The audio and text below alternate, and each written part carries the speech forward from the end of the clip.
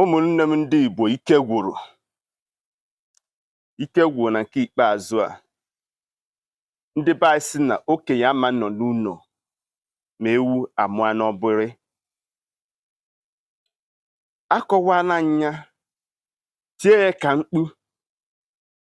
I want to use this medium to clear the air, to rectify everybody. Ịgwọ ọgwụ abụrụ omenala ndị Igbo.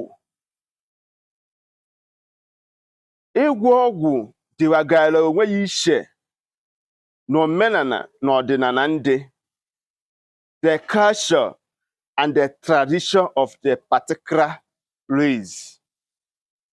Akọwago m ife gbasara ọgwụ, kọwaa ife gbasara ọdịnala na omenala ndị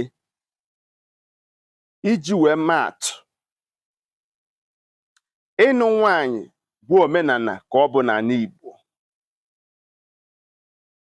Ikwa ozu, iti mmanwụ, ọtụtụ erimeri dị iche iche a na-eri n'ala Igbo. Unu n'anya n'iru akwụkwọ, o nwere ọtụtụ ụmụnna anyị pụtaranụ kwue hoo ha na ife ha na-eme gị n'ọgwụ ka ha na-agwọ. Odo oge anya dị ịchọrọ ndị a wee jee ebeve. Ife ị na-ama bụ n'ọgwụ ka ị bịa ka ị gwọọ. Mana ọtụtụ ụmụnna anyị ndị kremụrụ na ha na-eme omenala bụ ọgwụ ka ha na-agwọ. Ịjụ afa sị na ha na-eme omenala.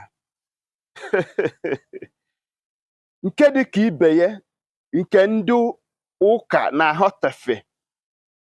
Nwanne m nwoke, no matter your religions, no matter ekpemekpe ị na-ekpe, ọkwa ifuru ọdịnala ndị na omenala ndị a na-akwanyere ya ugwu.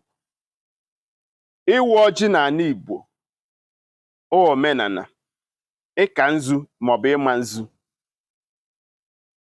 N'ọtụtụ omenala dị iche iche nke m agaghị akpọwa afa ịmara n'ọfụ.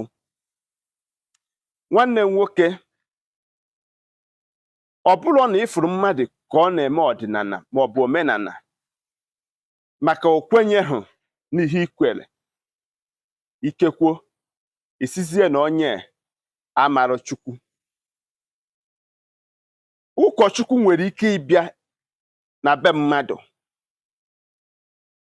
asọrọ ya ọjị, tie ya nzu, tie ya edo.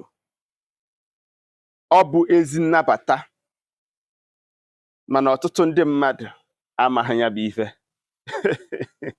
Maka ndị be anyị sị na atụala ọmarụ ọmarụ, mana atụala ofeke ọsọba isi n'ọfịa. Maka na ofeke anaghị ama mgbe e kere nkụ ụkwa. Ka ife ichere mpụtara ma nke a bụ ọgwụsịa ka ọha n'unu. Si tụpụrụ nkịta ọkpụkpụ ma ha pụrụ ọgụ ndị mmụọ.